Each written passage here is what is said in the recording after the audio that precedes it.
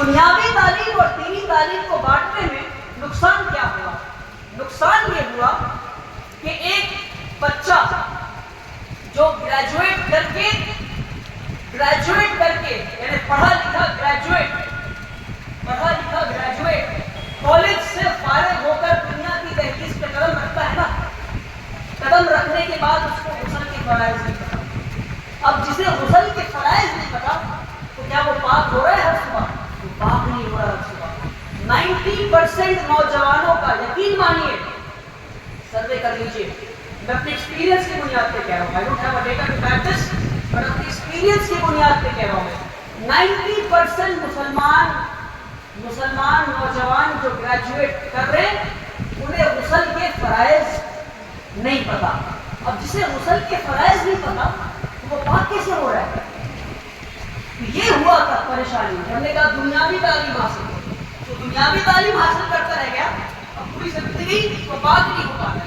اور جو دینی تعلیم حاصل کرنے کے مدرسے سے فارغ ہو گئے، 8 سال 9 سال درس نظامی کا اتنا لمبا چوڑا سلیبس پڑھ کر، اور آسان نہیں ہے وہ، یقین مانیے، وہ جو سلیبس ہے نا مدرسے کا، پہاڑ ہے وہ پہاڑ۔ اس کو پڑھنے کے بعد، وہ پہاڑ کو سمجھنے اور پڑھنے کے بعد دنیا کی دہلیز پہ ایک عالم دین قدم رکھتے ہیں نا، تو پہلا سوال کیا پوچھتے ہیں؟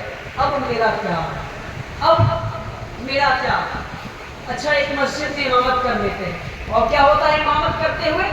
کوئی بھی عام آدمی آ کے کہتا ہے امام صاحب یہ گھڑی بند کیوں ہے؟ ٹھیک ہے جی، اس کو ارے مسجد کا امام ہے وہ، مؤذن صاحب جھاڑو لگانے آج ٹھیک سے، ارے مؤذن ہے وہ، مؤذن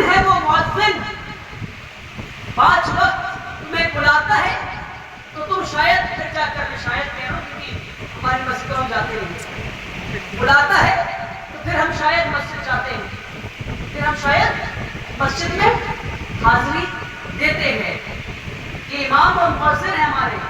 اور ایک نیا ٹرینڈ ہمارے یہاں چلا ہوا ہے مدرسے کے خلاف،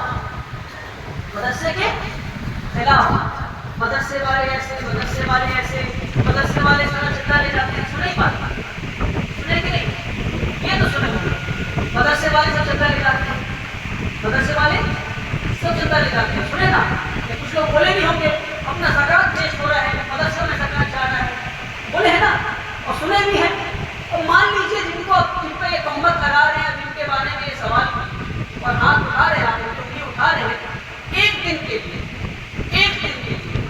سارے ہندوستان کے مدرسے والے ایک دن کے اسٹرائک پہ چلے جائیں اور کہیں کہ آج ہم 24 گھنٹہ ڈیوٹی نہیں دیں گے، تو اس دن کیا ہوگا معلوم آپ کو؟ اس دن آپ کی مسجدوں سے اذان کی آواز نہیں جائے گی، اس دن آپ کے یہاں نماز پڑھانے والا نہیں ہوگا، اس دن کوئی نکاح نہیں ہوگا، اس دن کوئی جنازہ نہیں اٹھے گا۔ ہم میں سے کتنے لوگ یہاں پر جو اپنے باپ کی جنازے کی نماز پڑھا سکتے ہیں؟ ہم میں سے کتنے لوگ ہیں؟ کتنے باپ ہیں جو بیٹی کی جنازے کی نماز پڑھا سکتے ہیں؟ یا کتنے باپ ہیں کہ بیٹی کا نکاح پڑھا سکتے ہیں، کہ نکاح میں خطبہ پڑھ سکتے ہیں، حجاب و قبول کروا سکتے ہیں؟ نہیں۔ ہمیں کتنے لوگ ہیں کہ بنا لہنی جلی غلطی کیے ہوئے نماز پڑھا سکتے ہیں؟ ایسے نماز نہیں، الحمدللہ رب العالمین، وہ نماز کی بات نہیں کر رہا ہوں، بنا لہنی جلی غلطی کیے ہوئے نماز پڑھانا اور تجوید کی رعایت کرتے ہوئے کتنے لوگ ہیں؟ اگر مدرسے والے اسٹرائک کر دیے نا تو نہ مسجدوں سے اذان کی آواز آئے گی، نہ نماز پڑھایا جائے گا، نہ جنازہ اٹھے گا، نہ نکاح پڑھایا جائے گا، آپ گھرے کے گھرے رہ جائیں گے۔ کیونکہ انگلی اٹھانا بند کیجیے، ہاں یہ سچ ہے کہ ہم نے دین اور دنیا الگ کر کے ہم نے بہت بڑا نقصان کر دیا، اور اس کا میں ایگزامپل اس طرح سے دیتا ہوں۔ مان لیجیے میں کہتا ہوں کہ کسی کے ایک والد کے انتقال کے بعد اس کے وراثت کی تقسیم، اس انسان کے وراثت کی تقسیم کو بہت غور سے سنیے، ایک دم غور سے سنیے اس بات کو، ایگزامپل کو اور دماغ میں فٹ کر لیجیے، ہمیشہ یاد رکھیے اس کو اور آگے بڑھائیے اس ایگزامپل کو۔ ایک انسان کے انتقال کے بعد اس کے بچے بیٹھ کر یہ مشورہ کر رہے ہیں کہ والد کی وراثت کی تقسیم ہم رسول اللہ صلی اللہ علیہ وسلم کے بتائے ہوئے طریقے پہ کریں گے تو کیا یہ دین کا حصہ ہے؟ ہاں یا نہ؟ ہاں یا نہ؟ بالکل دین کا حصہ ہے، یہ دین کا حصہ ہے، پر جس میتھمیٹکس کیلکولیشن کا استعمال کر کے وراثت کی تقسیم کریں گے کیا وہ میتھس دین کا حصہ نہیں؟ اگر وہ میتھس نہ ہوتا، وہ میتھمیٹک کیلکولیشن نہ ہوتا تو وراثت کی تقسیم رسول اللہ کے بتائے ہوئے طریقے پہ کیسے کرتے ہو؟ تو وہ میتھس بھی دین کا حصہ اور وراثت کی تقسیم رسول اللہ کے طریقے پہ کرنا وہ بھی دین کا حصہ۔ اس کے دین اور دنیا الگ نہیں ہے۔ ہمارے پرائم منسٹر نے ایک دن ایک رجت شرما کی شو پہ کہا کہ میں یہ چاہتا ہوں کہ مسلمانوں کے ایک ہاتھ میں قرآن ہو اور دوسرے ہاتھ میں کمپیوٹر ہو۔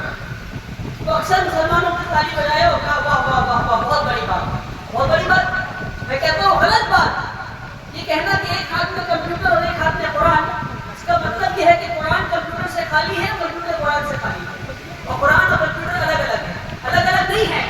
میں کہتا ہوں ایک ہی ہاتھ میں قرآن ہو بس، اور وہ قرآن کا حصہ سائنس ہے، سائنس بھی قرآن کا حصہ ہے، کمپیوٹر بھی قرآن کا حصہ ہے۔ ساری تعلیمات لوٹ کر قرآن کی طرف جاتی ہیں، قرآن کی طرف جاتی ہیں۔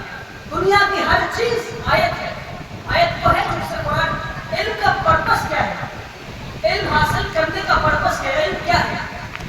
علم کیا ہے بتائیے؟ مجھے لگتا ہے سب سے خوبصورت ڈیفینیشن وہ ہے، علم وہ ہے جسے حاصل کر کے آپ اپنے بتانے والے کو پہچان لیں، اپنے رب کو پہچان لیں۔ اگر یہ کرتے ہیں تو وہ علم ہے۔ اور رسول اللہ صلی اللہ علیہ وسلم نے علم کو بانٹا دنیاوی اور دینی علم میں۔ بتائیے کہ رسول اللہ صلی اللہ علیہ وسلم نے کہا کہ یہ دینی علم اور یہ دنیاوی علم نہیں کہا۔ رسول اللہ نے کیا کہا؟ ہمیں کیا دعا سکھایا؟ اللہم انا نسألک علما نافعا۔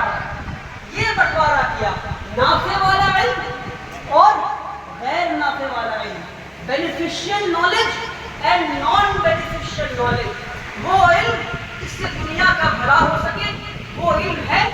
تو رسول اللہ نے کہا کہ یہ دعا کرو کہ اللہ یہ والا علم دے۔ نہیں کہا کہ دنیاوی علم اور دینی علم اور اثری علوم اور دنیاوی علوم وغیرہ وغیرہ۔ رسول اللہ نے علم کو دو کیٹیگری میں بانٹا بس، نافع والا علم اور غیر نافع والا علم۔ That's it۔